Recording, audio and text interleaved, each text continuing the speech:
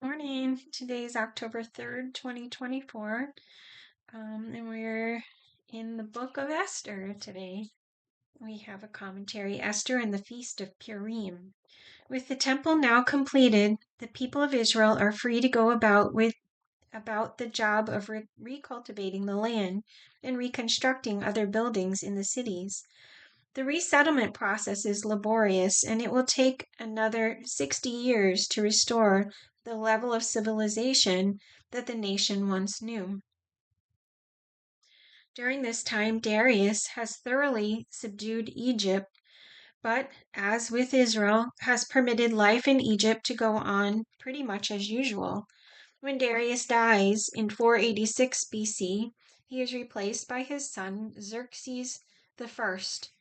Xerxes does not share the tolerant policies of his father and grandfather.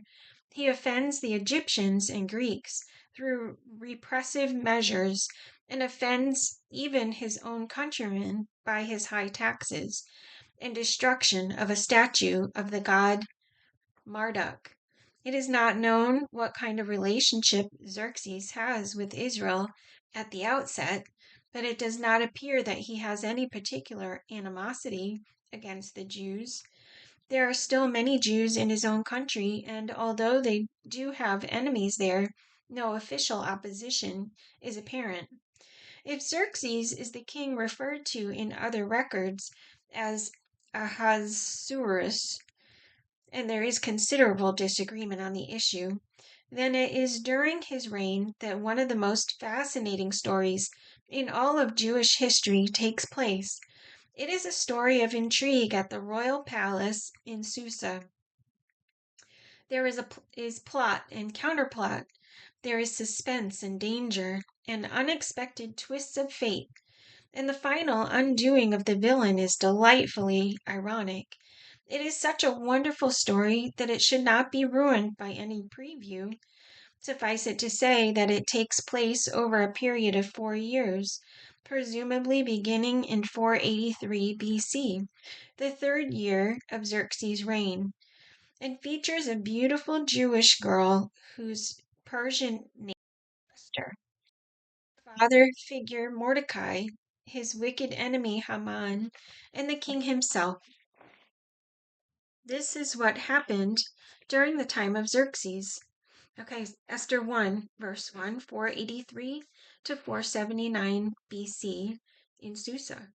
This is what happened during the time of Xerxes, the Xerxes who ruled over 127 provinces, stretching from India to Kush. At that time, King Xerxes reigned from his royal throne in the citadel of Susa, and in the third year of his reign, he gave a banquet for all his nobles and officials. The military leaders of Persia and Media, the princes, and the nobles of the provinces were present. For a full 180 days, he displayed the vast wealth of his kingdom and the splendor and glory of his majesty. When these days were over, the king gave a banquet, lasting 7 days, in the enclosed garden of the king's palace, for all the people from the least to the greatest who were in the citadel of Susa. The garden had hangings of white and blue linen, fastened with cords of white linen and purple material to silver rings on marble pillars. There were couches of gold and silver on a mosaic pavement of porphyry, marble, mother of pearl, and other costly stones. Wine was served in goblets of gold, each one different from the other, and the royal wine was abundant, in keeping with the king's liberality. By the king's command, each guest was allowed to drink in his own way, for the king instructed all the wine stewards to serve each man what he wished. Queen Vashti also gave a banquet for the women in the royal palace of King Xerxes. On the 7th day, when King Xerxes was in high spirits from wine, he commanded the 7 eunuchs who served him, Mehuman, Biztha, Harbona, Bigtha, Abagtha, Zethar, and Carcass, to bring before him Queen Vashti, wearing her royal crown, in order to display her beauty to the people and nobles, for she was lovely to look at. But when the attendants delivered the king's command, Queen Vashti refused to come. Then the king became furious and burned with anger. Since it was customary for the king to consult experts in matters of law and justice, he spoke with the wise men who understood the times and were closest to the king: Karshina, Shethar, Admatha, Tarshish, Maris, Marcina, and Memucan, the 7 nobles of Persia and Media, who had special access to the king and were highest in the kingdom. According to the law, what must be done to Queen Vashti? He asked. She has not obeyed the command of King Xerxes that the eunuchs have taken to her. Then Memucan replied in the presence of the king and the nobles: Queen Vashti has done wrong, not only against the king, but also against all the nobles and the peoples of all the provinces of King Xerxes. For the queen's conduct will become known to all the women, and so they will despise their husbands and say, King Xerxes commanded Queen Vashti to be brought before him, but she would not come. This very day the Persian and Median women of the nobility, who have heard about the queen's conduct, will respond to all the king's nobles in the same way. There will be no end of disrespect and discord. Therefore, if it pleases the king, let him issue a royal decree, and let it be written in the laws of Persia and Media, which cannot be repealed, that Vashti is never again to enter the presence of King Xerxes. Also, let the king give her royal position to someone else who is better than she. Then, when the king's edict is proclaimed throughout all his vast realm, all the women will respect their husbands from the least to the greatest. The king and his nobles were pleased with this advice, so the king did as Memucan proposed. He sent dispatches to all parts of the kingdom, to each province in its own script, and to each people in its own language, proclaiming in each people's tongue that every man should be ruler over his own household. Later, when the anger of King Xerxes had subsided, he remembered Vashti and what she had done and what he had decreed about her. Then the king's personal attendants proposed, let a search be made for beautiful young virgins for the king. Let the king appoint commissioners in every province of his realm to bring all these beautiful girls into the harem at the citadel of Susa. Let them be placed under the care of Hegai, the king's eunuch, who is in charge of the women, and let beauty treatments be given to them. Then let the girl who pleases the king be queen instead of Vashti. This advice appealed to the king, and he followed it. Now there was in the citadel of Susa a Jew of the tribe of Benjamin, named Mordecai, son of Jair, the son of Shammai, the son of Kish, who had been carried into exile from Jerusalem by Nebuchadnezzar, king of Babylon, among those taken captive with Jehoiakim, king of Judah. Mordecai had a cousin named Hadassah, whom he had brought up because she had neither father nor mother. This girl, who was also known as Esther, was lovely in form and features, and Mordecai had taken her as his own daughter when her father and mother died. When the king's order and edict had been proclaimed, many girls were brought to the citadel of Susa and put under the care of Hegai. Esther also was taken to the king's palace and entrusted to Hegai, who had charge of the harem. The girl pleased him and won his favor. Immediately he provided her with her beauty treatments and special food.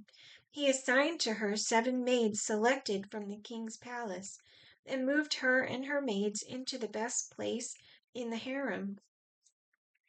Esther had not revealed her nationality and family background because Mordecai had forbidden her to do so. Every day he walked back and forth near the courtyard of the harem to find out how Esther was and what was happening to her. Before a girl's turn came to go in to King Xerxes, she had to complete 12 months of beauty treatments prescribed for the women, 6 months with oil of myrrh, and 6 with perfumes and cosmetics. And this is how she would go to the king. Anything she wanted was given her to take with her from the harem to the king's palace.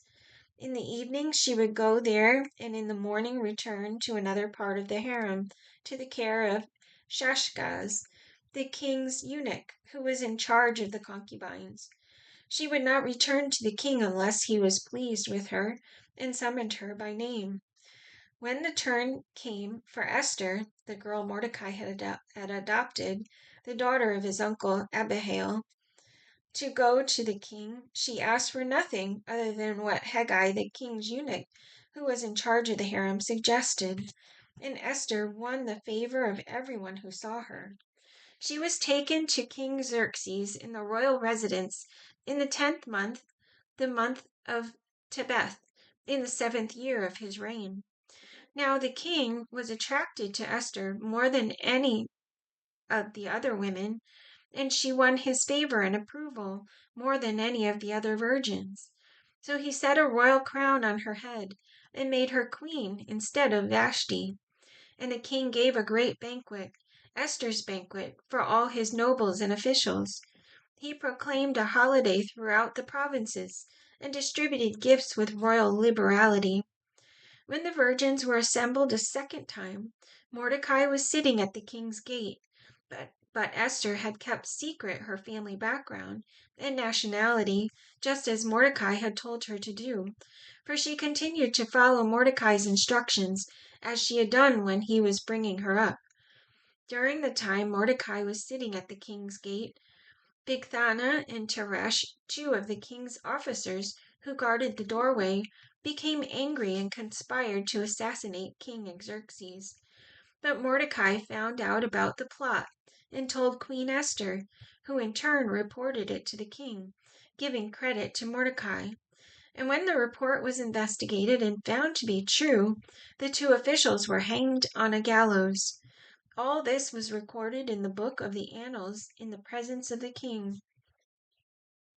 After these events, King Xerxes honored Haman, son of Hammedatha, the Agagite, elevating him and giving him a seat of honor higher than that of all the other nobles. All the royal officials at the king's gate knelt down and paid honor to Haman, for the king had commanded this concerning him. But Mordecai would not kneel down or pay him honor. Then the royal officials at the king's gate asked Mordecai, "Why do you disobey the king's command?" Day after day they spoke to him, but he refused to comply. Therefore they told Haman about it to see whether Mordecai's behavior would be tolerated, for he had told them he was a Jew. When Haman saw that Mordecai would not kneel down or pay him honor, he was enraged. Yet having learned who Mordecai's people were, he scorned the idea of killing only Mordecai. Instead, Haman looked for a way to destroy all Mordecai's people, the Jews, throughout the whole kingdom of Xerxes. In the 12th year of King Xerxes, in the 1st month, the month of Nisan, they cast the pur, that is the lot, in the presence of Haman to select a day and month. And the lot fell on the 12th month, the month of Adar. Then Haman said to King Xerxes, "There is a certain people dispersed and scattered among the peoples in all the provinces of your kingdom, whose customs are different from those of all other people, and who do not obey the king's laws. It is not in the king's best interest to tolerate them. If it pleases the king, let a decree be issued to destroy them, and I will put 10,000 talents of silver into the royal treasury for the men who carry out this business."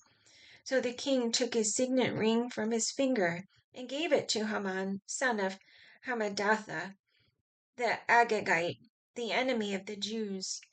"Keep the money," the king said to Haman, "and do with the people as you please." Then, on the 13th day of the 1st month, the royal secretaries were summoned. They wrote out in the script of each province and in the language of each people, all Haman's orders to the king's satraps, the governors of the various princes, and the nobles of the various peoples. These were written in the name of King Xerxes himself, and sealed with his own ring.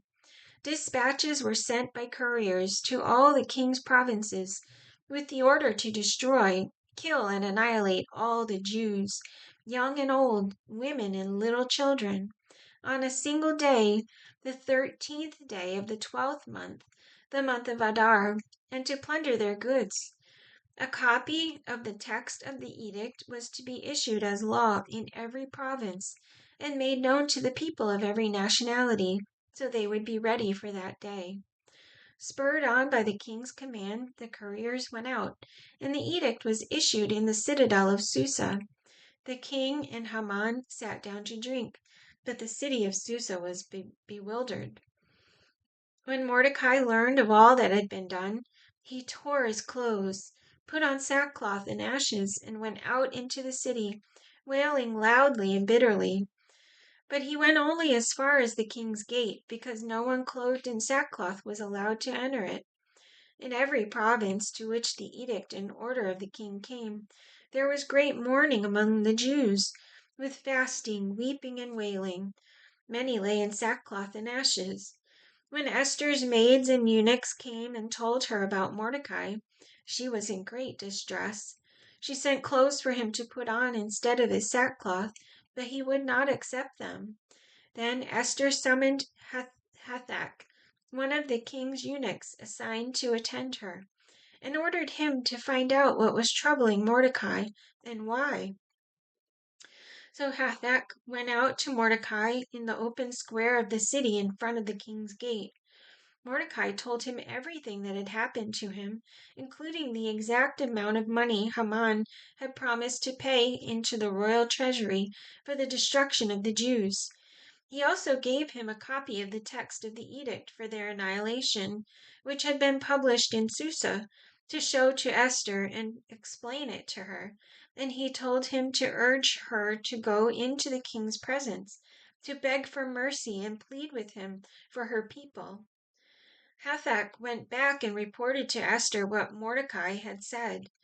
Then she instructed him to say to Mordecai, "All the king's officials and the people of the royal provinces know that for any man or woman who approaches the king in the inner court without being summoned, the king has but one law, that he be put to death. The only exception to this is for the king to extend the gold scepter to him and spare his life. But 30 days have passed since I was called to go to the king." When Esther's words were reported to Mordecai, he sent back this answer: "Do not think that because you are in the king's house, you alone of all the Jews will escape. For if you remain silent at this time, relief and deliverance for the Jews will arise from another place. But you and your father's family will perish. And who knows but that you have come to royal position for such a time as this?" Then Esther sent this reply to Mordecai: "Go gather together all the Jews who are in Susa, and fast for me. Do not eat or drink for 3 days, night or day. I and my maids will fast as you do. When this is done, I will go to the king, even though it is against the law. And if I perish, I perish." So Mordecai went away and carried out all of Esther's instructions.